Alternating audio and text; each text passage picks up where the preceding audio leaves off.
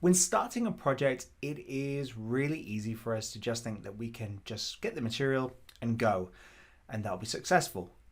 But the fact is, unless you're asking these questions that we're going to cover in this video, you could be setting yourself up for failure.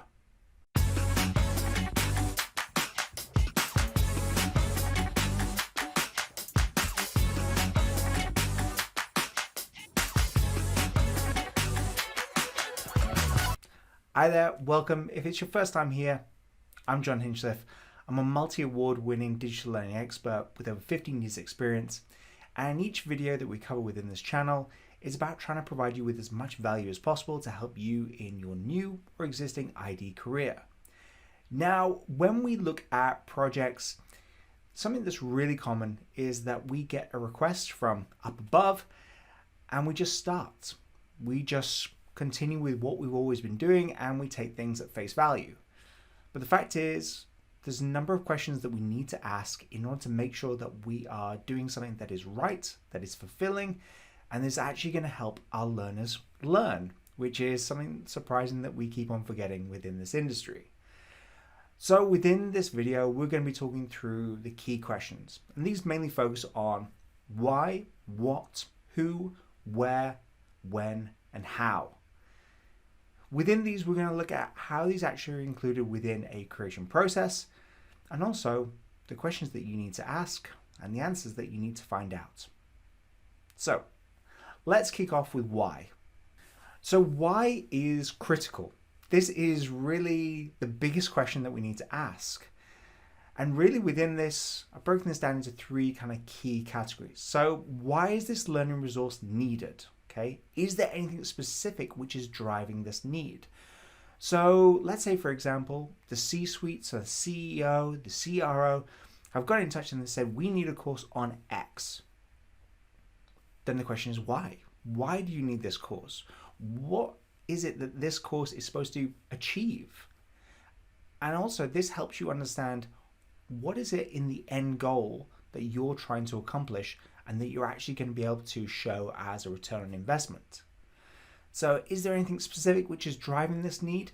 Is it that there is poor performance? Is it a regulatory requirement? What is it that you need to match up against in order to make sure that this is a success?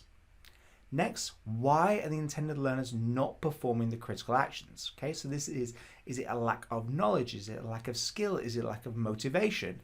That's going to help you understand what is it you're going to need to focus on.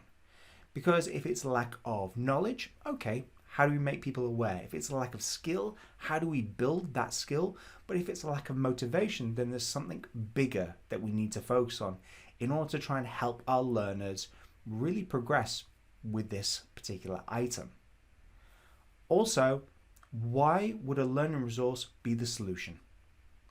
So if we think about organizations who say we have a bad culture, we need a training course to improve culture, a training course is not going to improve culture. The fact is that is something so deep within the organization that there needs to be a full investigation, a full look at what is actually taking place, how are things done, how do they improve that? So from this initial request, we're asking why, and also why do they think the learning resource is going to accomplish that? So they've asked for something. Why? Why is it going to help?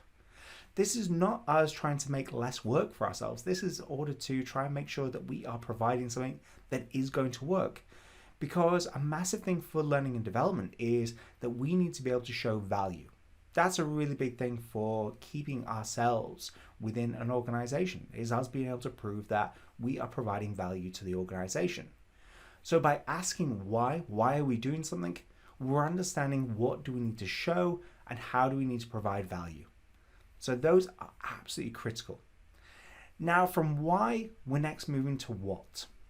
So we've had our requests. They've outlined that they need a course on a particular subject. Okay, what is needing to be covered? So in order to accomplish what you are wanting, and we understand the why, what is needed to be covered? Okay, what is the subject matter, and also what is the information within that we need to be able to provide to people? What is needing to be the end outcome? So what will success look like? So when somebody carries out this learning, okay? Whether it is a 30-minute session or whether it is a resource that they refer to, what does success look like? So once they have done this, what is it as the output? That's critical. That's something that is so crucial to all things that we create, because it's us really being able to show, right, we're going to be able to provide value. What does that look like? What do you need this learning to do? Also, what content currently exists and what will need to be created, okay? In terms of what currently exists, this could be content that we curate, so we utilize different elements from it, and whether we recycle or repurpose those, but also what will need to be created. This helps us look at our timelines. How much effort is this going to take for us? If the content currently exists, then we need to understand, well, what has happened that makes it so that it's not being utilized. Also, what learning has previously been successful? That's something to really be interested in for an organization. Whether you are new or existing within an organization, it's really looking at what has worked. What have people really latched onto? Do people prefer video content? Do they prefer learning resources that are bite-sized content that they can access on their MS Teams? It's really about understanding this broader scope of what learning and development means within your organization. So we've gone from why. Why are we doing this? Then we're into what. What needs to be produced? What do we have? What information is available? What does success look like? We're now going into who. So who are the learners? So who is your audience? Now, something that you can utilize for this when you are looking at your organization as a whole is learner personas. I'll put through a link in the comments through to a great article on learning personas. But for learner personas, this is really understanding who are your people? Where are they? What are they doing? What is your average learner looking like? So their age, what might they be interested in? What are they utilizing learning for? Also, in terms of who are your subject matter experts, okay? And who is needed for this? So if you have content that you need to create from scratch, is it specific that you need an individual within the organization that is going to be able to help you with this? So for this is them being able to provide you with the information that is contextually correct to that organization. And when we really think about this also, it's who will sign off the content and also the course overall. So this is helping you in the beginning think about the end in terms of who are going to be your key players. Okay, so who are going to be your key stakeholders? For your stakeholders, who's going to sign off the content? Okay, that is critical because you want to understand who is the relevant person that you need sign off from. And also, something that can happen with content is a lot of different individuals can get involved and have their opinion. You need to understand who is the key person who is going to be able to say yes or no as to what needs to be processed forward. In addition to this, the course overall, who is going to have that final sign off for you? So when you think about this, you have storyboarded, you've created, you've gone through your different revisions. Who is going to give that final tick? Whether you are internal or external to that organization, that individual is critical and you need to keep them informed along the way so that when it comes to the end, it's not a big surprise to them. They know what it's looking like, they know what it's feeling like, they know what the content is, and it's not a big shock to them, because big shocks to them can prove to be big shocks to you in the end that you have to create new content. But also, who is needed to work on the project? So when you think about this, you think about what is the solution that you're going to provide, and then who might you require from your team?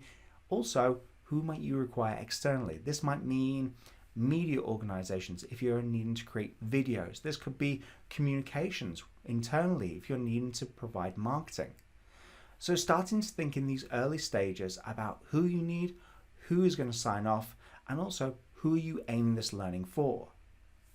So we've gone from our why, we're now through to our who. Next, we need to think about where. So this is critical, and this is something that isn't really talked about a lot, but something that we really need to think about are where are the learners based, okay? So when we think about this, we think about where geographically they're based. Also, we have to start thinking about where are people going to be accessing this learning. So when we think about where they're based, Okay, this is something to consider in terms of languages. Okay, so if you have a global organization that you're working with, you might have some people in the UK, you might have some in the US, you might have some in Brazil, you might have some in Argentina, you might have some in China. So thinking about the different translations, but also the different localizations. So what has to happen to that course in order to make it relevant to the translations that you are creating? In addition to this, where will the learners take their learning? Okay, this is another thing that isn't really talked about. But when we think about us as individuals, where do we spend most of our time? Well, we spend most of it on our mobile phone. Okay, so when you think about the resources that you're creating, how is it that you're creating relevant to mobile, but also being responsive to desktop? So when we talk about responsive authoring tools, these are authoring tools such as Rise, Evolve, Elucidate, Adapt, that allow for the content to be readjusted depending on what device you're actually viewing on. So whether you are viewing on your desktop, on your phone, it looks great on both. Now, programs such as Storyline are great. They're great if you're looking on desktop, but they're mobile viewable. They're not responsive. This means that the screen stays the same, ratios and everything is fixed in place. And it means that if somebody is looking at it on a mobile device, they might need to pinch in order to actually access and see that content great. The problem is that's a bad learner experience. So really understanding where our people are, how are they accessing, this is really going to help us understand and create relevant to where they are. Also, think about where the learner actually will access their learning. So thinking about, was this going to be a learning management system, a learning experience platform, MS Teams, SharePoint? What is it within your organization or the organization that you're helping in order to understand, are there any restrictions that actually have to come into place? Also, how is that content uploaded? So when we think about things such as SCORM, what type of SCORM is it that this organization is using? Is it SCORM 2004? Is it actually that they're using TinCanX API? By having these conversations in the beginning, you're starting to understand how is it going to be produced and things that you need to take into consideration when it comes time to publishing. So it's taking these time to really understand what is it that people are going to be doing, where are they going to be, how are they going to get the best learning experience possible, as to how they're actually accessing, and really providing for that. But also, where is source material located? So this is really where you're having to think about, how do I access information? Also, how do I provide information that people might look at? Is it that they can utilize Dropbox? Can they utilize WeTransfer? However, do they have big security restrictions in place if they're a massive global organization and you actually had to look at an FTP? So it's really having these conversations in the beginning to understand and make sure that there's no surprises. And that's the big point of these questions, is making sure that you are negating how many surprises are in place for you and also for your stakeholders. In addition to this, where's content located is looking into those files and seeing what you might be able to curate. Because you don't always have to create from scratch. You can curate from existing material and utilize that within your courses, whether that is a separate resource or taking raw material such as text files and integrating that in. So it's really understanding how can those help you. So we've looked at who are our learners, why is this learning taking place? We've looked at where is it going to be located and also what authoring tools might be utilizing, what resources might be utilized in order to provide that learning experience. From that, we're now looking into when. So when is this needing to be available by and what is driving that date? So for a few organizations, they might say yesterday, but it's really having those conversations with your stakeholders and the people asking for this learning and seeing, when is this needing to be available? What's the drop dead date? When does the first version need to be looked at? Is it that they need to see a storyboard first and actually sign that off? Or are they comfortable for it to produce through to an alpha version whereby it's working within an authoring tool in order for them then to actually give sign off? But also, what's driving these dates? Is it a regulatory requirement?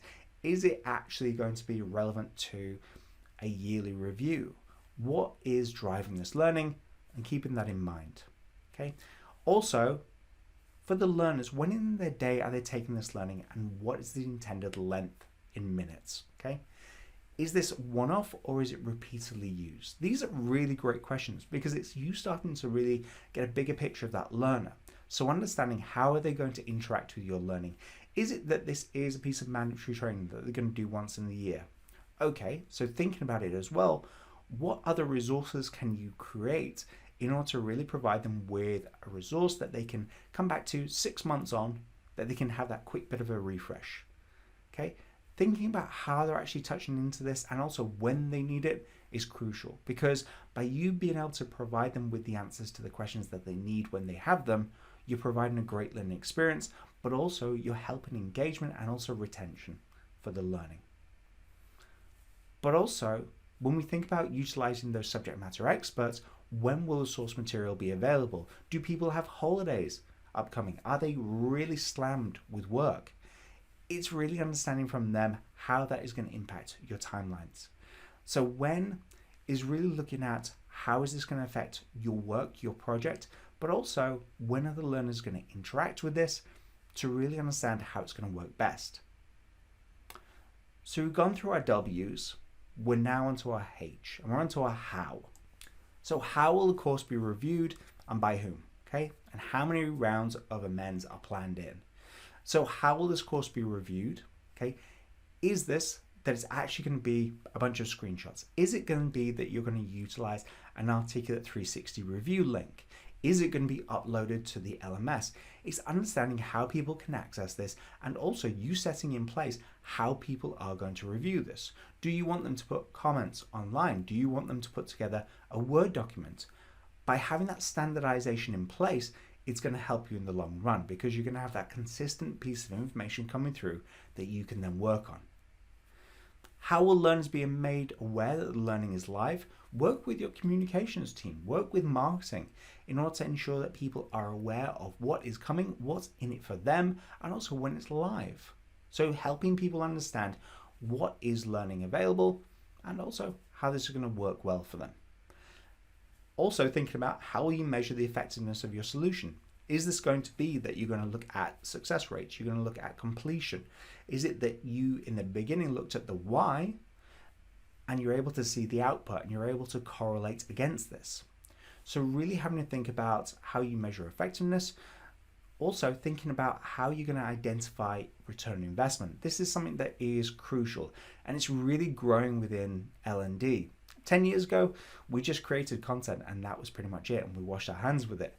Now organizations are really looking at how do they invest in learning, and also they get return on investment. Something I'd really recommend you checking out, and I'll put in the comments as well, is the V model by the ROI Institute Canada. Now really what this looks at is it's almost like a blend between Kathy Moore's action mapping and Kirkpatrick for reviews, and also thinking about that feedback. With these, it's really planning in the beginning to look at what you want to measure, and in the end being able to look at, are those items that you've measured actually a positive? So thinking about what can we measure, what is available to us, what data is available to us, so that we can actually show that what we've done is great. So really when we think about all those different items, it's really building up that big picture and also planning for the future to ensure that we don't have any nasty surprises. Now, this is not every question. Okay, this is kind of the key questions that I found along the way that have really helped me along projects to really understand, why is this taking place? You know, how is this going to affect our learners? What's going to work best for them? And also understanding their environment. Because by doing so, you're providing a better learning experience for them. You're also taking into consideration how they work, because surprisingly for our learners, learning might not be their top priority. You know, actually doing the work is. But for this, it's really looking at how do we intertwine with that, and how do we provide them with the best learning experience possible to really help them along the way. Now, if you have other questions that you utilize in your projects that work really well, I'd love to know them in the comments section below, because that's really how we help each other and we really grow with that. Now, if you are new into instructional design, something you might like to be interested in is the complete instructional designer course that I created. This is really there to provide the foundation for new and aspiring instructional designers to really give you the information and wealth of knowledge that I've had over the past 15 years. This is a really cheap and affordable course because I wanted to help as many people as possible. Currently we have a discount on there and it's $29.97. Really, it's there to help as many people as possible because it can be expensive if you're looking at other options to start in instructional design. So to give you that base and foundation at a price that's affordable, that's a massive thing for me. But that being said, thanks so much for watching. If you are new here and you haven't done so, please do subscribe, give this video a like, and really stay tuned for more information to help you on your instructional design journey. But until next time, it's time.